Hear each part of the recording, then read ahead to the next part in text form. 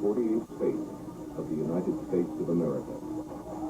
Arizona, sister ship to the Pennsylvania, among the world's largest battleships, and began in 1913.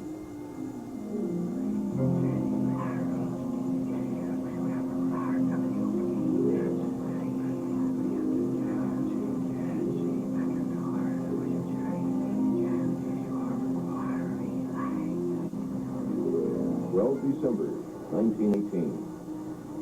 Honor escort rendezvous with transport George Washington with President Woodrow Wilson aboard en route to the Paris Peace Conference.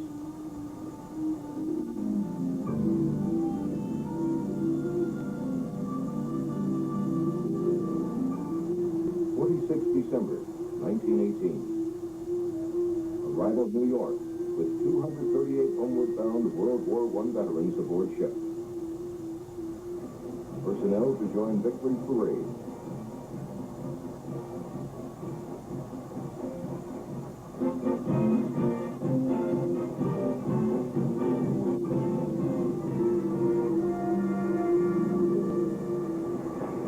Flagship, Battleship Division 2. Flagship, Battleship Division 3. Flagship, Battleship Division 4. 8 July 1941. Assigned Pearl Harbor. Flagship, Battleship Division 1. Captain Van Valkenburg commanding. Rear Admiral Kidd embarked.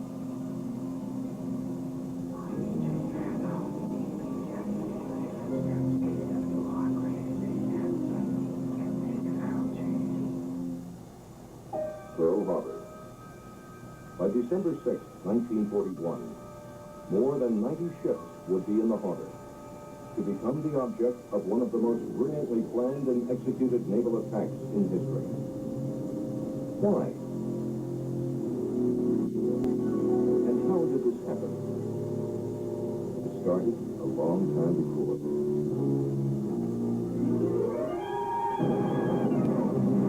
The Japanese Army had occupied Manchuria in 1931, invaded North China in 1937, and moved into Indochina in 1940. Hitler's armies swept through Europe with world domination the goal. Japan joined Germany and Italy in a treaty. Diplomatic relations were breaking down. Yet the U.S. did prepare in some ways. Congress provided for replacement of obsolete Navy ships.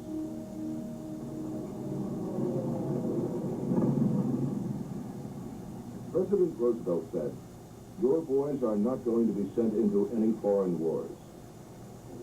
Japan demanded a free hand in China and a halt of U.S. aid to that country. She also demanded resumption of trade with the United States and a promise that the U.S. would not reinforce her Pacific bases, even in the Philippines. As an isolationist nation, the United States hoped the whole business would go away. Japan was being squeezed, cut off from oil, money frozen in the United States. Fearing economic ruin, but still negotiating with America, Japan felt that her back was to the wall. A showdown was imminent. Shrouded in secrecy, a Japanese task force practiced Phase 1, the attack on Pearl Harbor. Preparation should negotiations break down.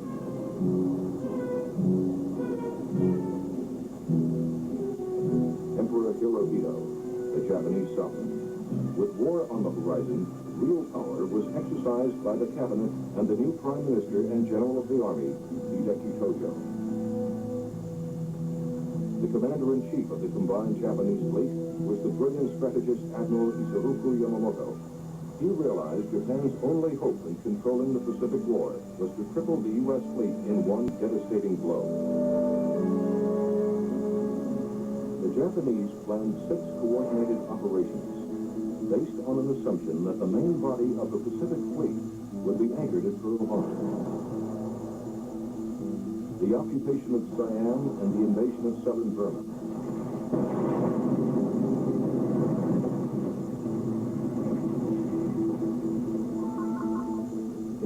Malaya, British Borneo, Northern Sumatra,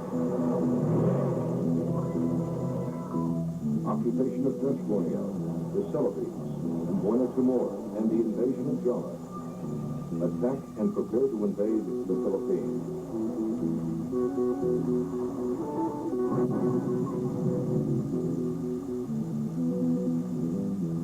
Destroy all American air power.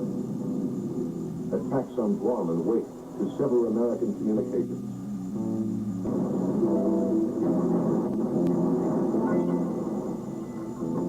Attack and invade the Gilbert Islands.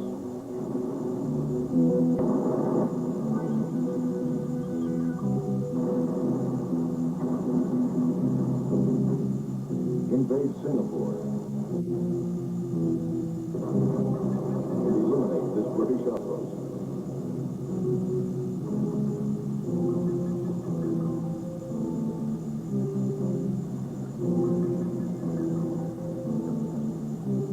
It was all to start at Pearl Harbor on the morning of December 7, 1941. Pearl Harbor, a Navy coaling station in the 19th century.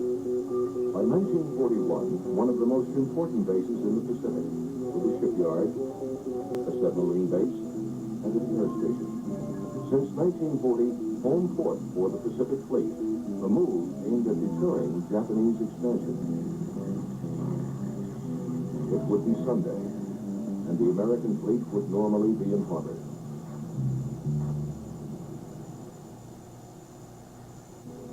December 1941. Commander-in-Chief Pacific Fleet orders all ships in harbor at Condition 2. 1/4 of all gun stations to be manned due to increased tension in negotiations with the Japanese Empire. 6 December 1941. USS Arizona Band to compete in the Battle of the Bands at Rock Arena.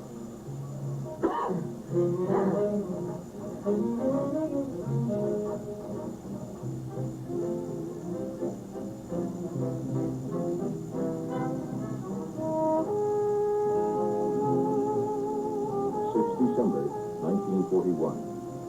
11 hours away from a day that will live in infamy.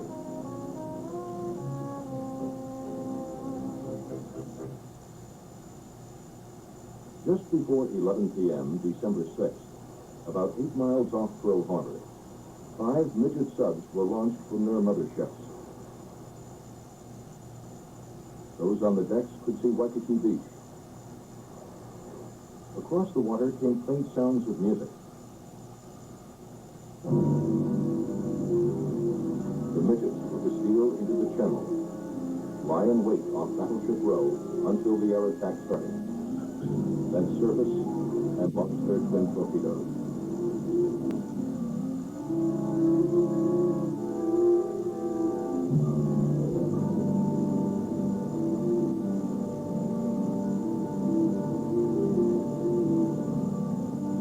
Miles southwest, the USS Enterprise, one of 3 carriers in the Pacific, was scheduled to be berthed at Pearl this night. But due to heavy weather the day before, she was forced to slow down. The Enterprise, through a stroke of luck, would not arrive at Pearl on schedule. Pearl Harbor slept. The men from the USS Arizona Band returned to their ship. They had finished second in the band contest and had won the right to sleep in late, the morning of December 7, 1941.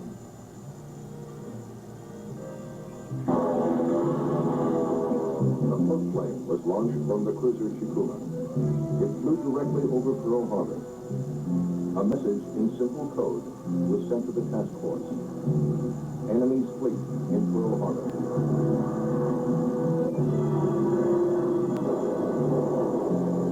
The first wave of more than 180 planes was launched in no more than 15 minutes. A second wave of 168 followed. The sons of the rising sun headed toward Japan's destiny.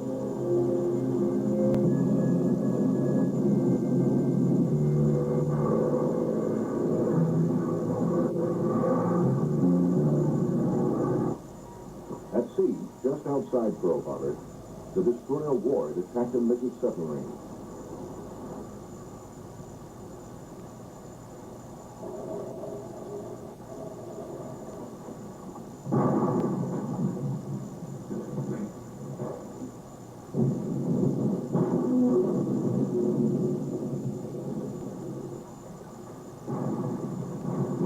At 6:54 a.m., Ward sent a radio message to the 14th Naval District.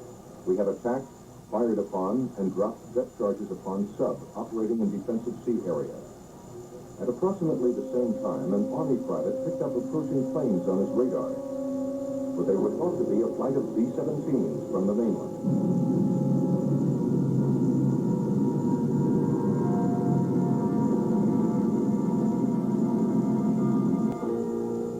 Washington, President Roosevelt met with the Chinese ambassador and later conferred with his chief aide, Harry Hopkins, over lunch. Secretary of State Cordell Hull was waiting for Japanese Ambassador Nomura to present Japan's latest demands. Unknown to the Japanese, the U.S. had broken their high-level code. Hull and President Roosevelt had already read the entire message. It was unacceptable. It meant war. But when and where? Foreign Minister Shigenori Togo had just delivered a private message from President Roosevelt to the Emperor. The message was one seeking lasting peace between the nations.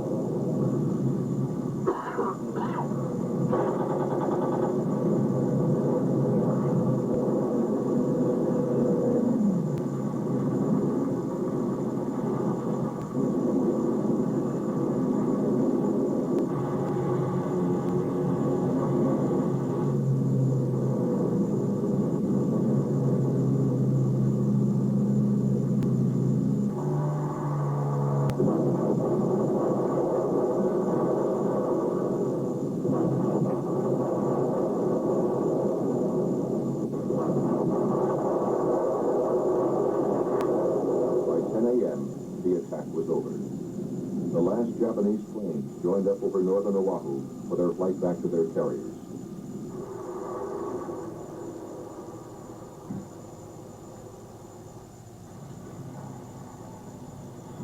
They had won the most smashing victory ever achieved at the start of a war. In less than 2 hours, the Japanese sank 4 battleships, 1 mine layer, and 1 target ship.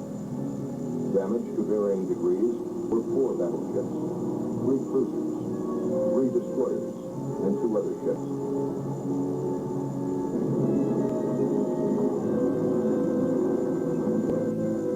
2,113 Navy men and Marines dead.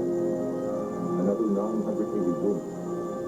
In those 2 hours, the United States Navy had lost almost 5 times as many men as it had lost by enemy action in all of the Spanish-American War and World War I combined. USS Arizona. Over 1,000 officers and men lay where they fell, the ship too shattered to repair. Rear Admiral Kidd and Captain Van Valkenburg, both killed in the attack. Kidd, the first U.S. Navy flag officer killed in action in any war. Heroism this day was commonplace. But like the mythical Phoenix, the Pacific Fleet returned to fight again. The cry, "Remember Pearl Harbor," rallied Americans everywhere.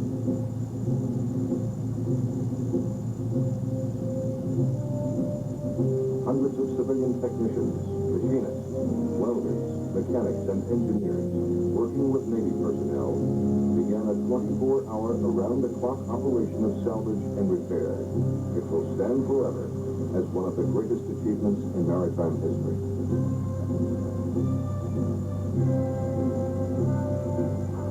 Above and below the water's surface, this masterful piece of engineering went on. The 23-year-old California was refloated and towed to dry dock. Similar attention was given to the 28-year-old Nevada and the 21-year-old West Virginia. Other damaged or sunken ships were being repaired and refitted. Here in dry dock, in record time, they were overhauled and improved from bow to stern, from hull to beam. 15 of the 17 warships damaged in the attack were returned to service. 13 saw combat in the largest battlefield in the history of the world, the Pacific.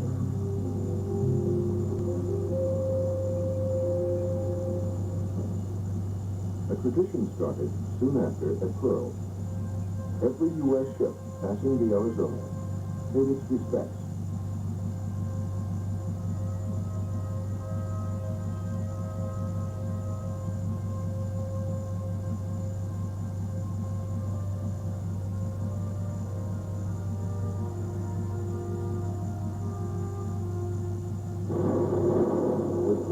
Construction and a massive shipbuilding program, the United States Navy grew into an armada, the mightiest fleet the world had ever seen. Coral Sea, Midway,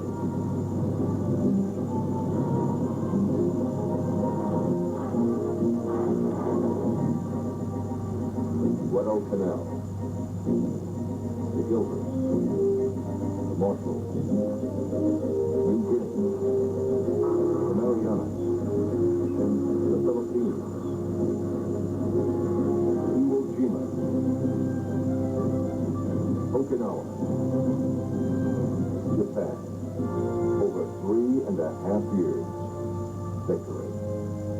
General Douglas MacArthur, Supreme Commander of the Allied Powers, and Admiral Chester Nimitz, Commander-in-Chief, Pacific Fleet and Pacific Ocean Areas, signed the documents of surrender on the battleship Missouri. Admiral Nimitz may have thought about another battleship that once flew his flag and now rested in 38 feet of water, some 5,000 miles away.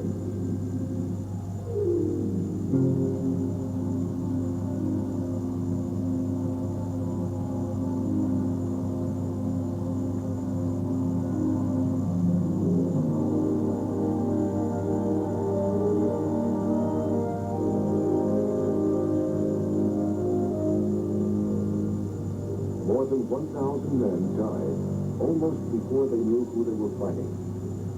Certainly before they knew why they were at war.